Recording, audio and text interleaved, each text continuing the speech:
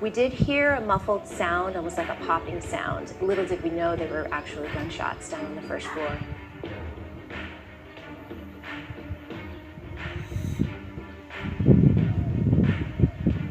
It was foggy with smoke, but I kept my eye on the shooter. He had on a helmet, a gas mask, and what I thought was a bulletproof vest, which held ammunition. All I know is that he looked like a man with a very menacing weapon in his hand. I remember thinking, is this real? What is going on here? Why is this man shooting at us? But I never broke from my task at hand to get as many kids into my room as possible and get that door shut.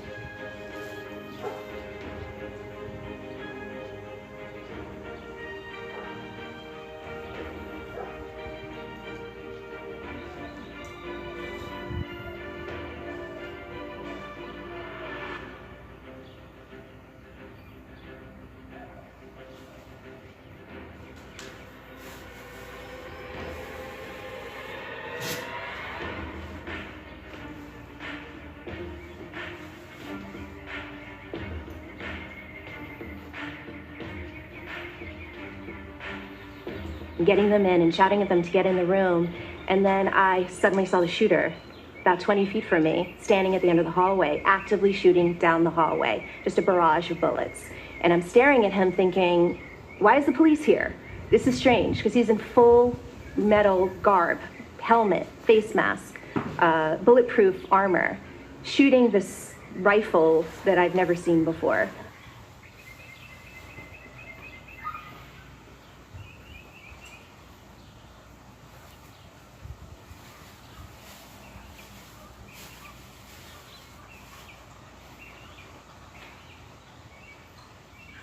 Police say suspect Nicholas Cruz entered the high school's building 12 from the east side, where he shot into 4 classrooms. He then took the stairs to the second floor on the west side of the building and allegedly shot a victim in another classroom. He left behind his AR-15 in the 3rd floor east stairwell.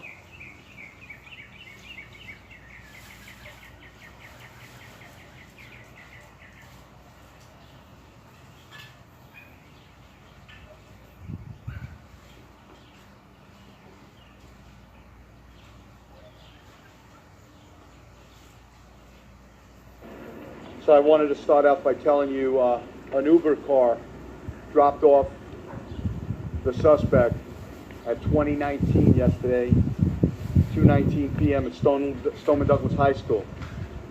The suspect entered the east stairwell, that's building 12, with a rifle inside a black, soft case. The suspect exited the stairwell, pulled the rifle out of the case. At 2:21 hours and 33 seconds, the suspect readied his rifle and began shooting into rooms 1215, 1216, 1214. He went back to 1216, back to 1215, and then to 1213. The suspect then took the west stairwell to the second floor and shot one victim in room 1234 on the second floor. The suspect then took the east stairwell to the 3rd floor. He dropped his rifle and backpack, ran down the stairs. He exited building 12 and ran towards the tennis courts, and then took a southbound turn on foot. Getting them in and shouting at them to get in the room, and then I suddenly saw the shooter about 20 feet from me, standing at the end of the hallway, actively shooting down the hallway, just a barrage of bullets. And I'm staring at him thinking, why is the police here? This is strange, because he's in full metal garb, helmet, face mask, bulletproof armor, shooting this rifle that I've never seen before. The subject was last seen in the 12 to 1300 building. 12 to 1300 building. That's the last place the witness saw him. They are monitoring the subject right now. He went from the third floor to the second floor. Third to the second floor. He may have a gas mask on now. Stand by for further. They're monitoring him on camera. He dropped the bag near the stairwell. Stand by for further. I'm sorry, you're talking. What? Senator Nelson mentioned yesterday about him wearing a gas mask and a bulletproof vest. No mention of that in today's timeline. Can you tell us anything more about that? Whether that's true or not? Or No. No, I have no reason to believe it. I haven't seen the videos yet. I'm going to be briefed tomorrow on that, but I don't know that he had a mask on at any time.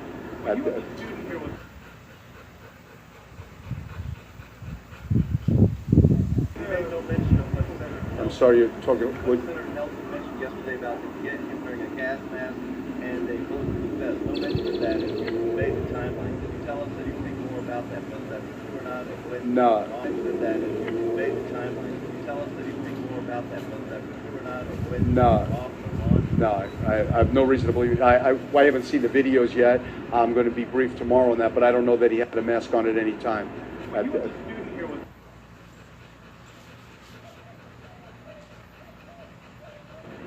So I wanted to start out by telling you an Uber car dropped off the suspect at 2019 yesterday, 2:19 p.m. at Stoneman Douglas High School.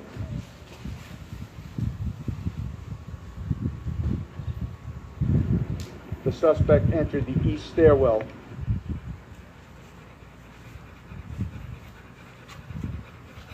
That's building 12 with a rifle inside a black, soft case. The suspect exited the stairwell,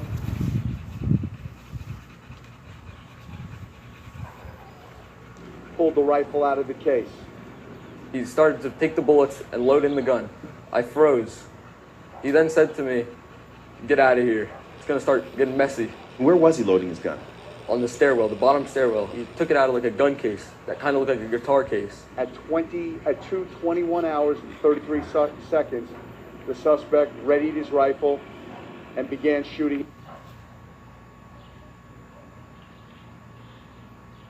Began shooting into rooms 1215, 1216, 1214. He went back to 1216, back to 1215, and then to 1213. The suspect then took the west stairwell to the second floor and shot one victim in room 1234 on the second floor.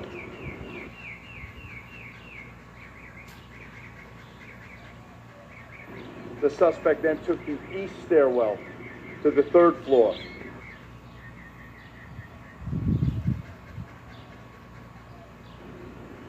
He dropped his rifle and backpack, ran down the stairs.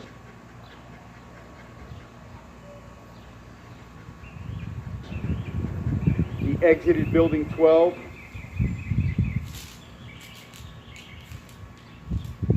and ran towards the tennis courts, and then took a southbound turn on foot.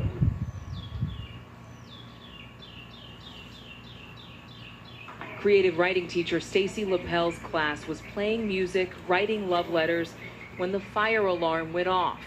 As students filed into the hallway, she heard gunfire. The killing had begun.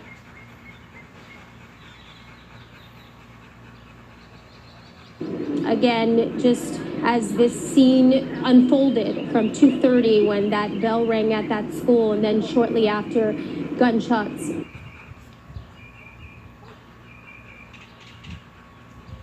Creative writing teacher Stacy Lapel's class was playing music, writing love letters when the fire alarm went off. As students filed into the hallway, she heard gunfire. The killing had begun. From 2:30 when that bell rang at that school, and then shortly after, gunshots rang out. Now, this all started about 2:30 this afternoon, as we've heard, with the sounding of that fire alarm. And we heard from Sheriff Israel say he's possibly 18 years old. And apparently he was a former student. He was inside the building around 2:35 when the shooting occurred, and he was outside the building at multiple times.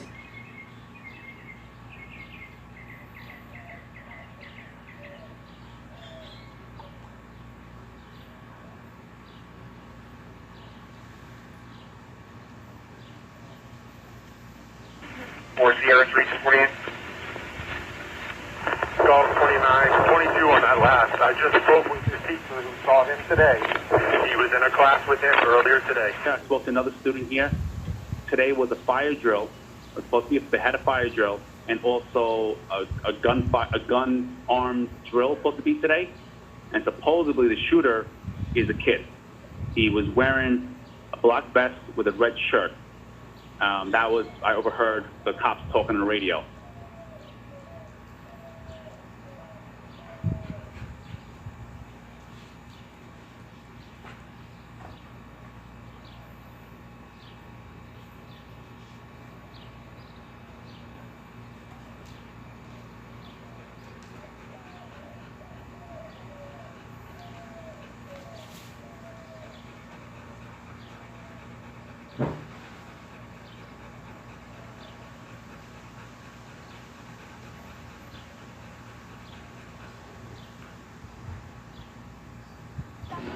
We hear gunfire. I assume that it's a code red drill because they told us earlier in the day that we're going to be having a code red drill. I assumed it was blanks. Because they told us that they were going to have like fake, and have people being taken away and like have them scream or whatever. So I was like it must be like in fake. a school drill? Like, yeah, is that like a drill? And so I just figured it was that, but it was like so real. I mean, this is the type of situation that we just had a training about this, not maybe like 6 weeks ago, about how to deal with the situation. If we hadn't had that training, it could have been, a lot worse. In fact, a lot of us probably thought that this was the drill that we were supposed to have, this semester to practice.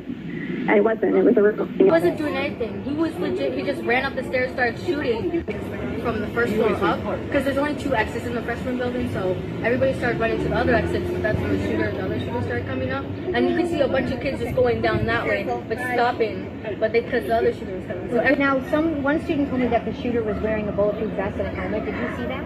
I saw some other kid. When the other kid who came into the classroom, he was wearing some type of thing.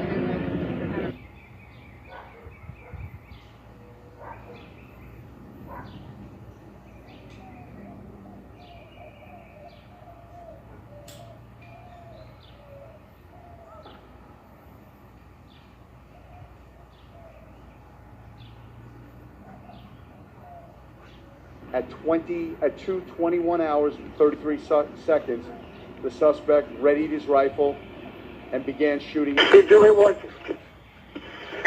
I hear shots fired by the football field. Shots fired by the football field. Shots fired by the football field. Heard.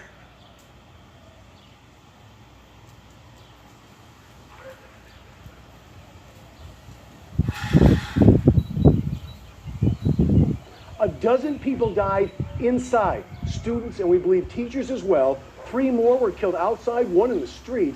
The rest died in hospitals. He was outside and inside at varying times. He certainly was inside. Thank you. We heard from Sheriff Israel say he's possibly 18 years old, and apparently he was a former student. He was inside the building around 2:35 when the shooting occurred, and he was outside the building at multiple times. He was inside the building around 2:35 when the shooting occurred, and he was outside the building at multiple times. A statement defending his actions, Peterson's attorney says his client initially received a call of firecrackers and not gunfire, and ran to the 3-story building where the shooting occurred.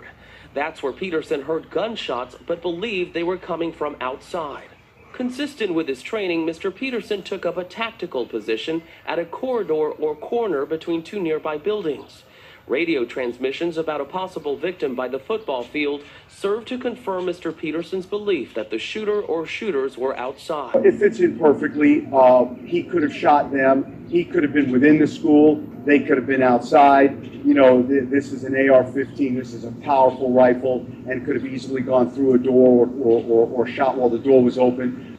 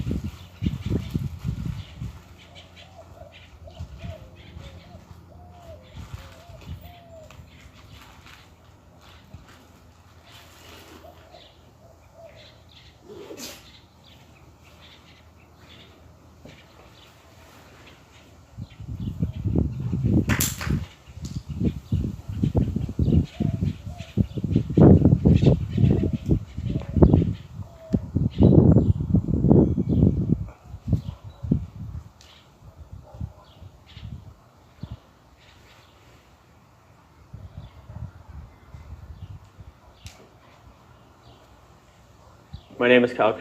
I'm a 16-year-old junior at Stoneman Douglas, and I was there the day of the shooting.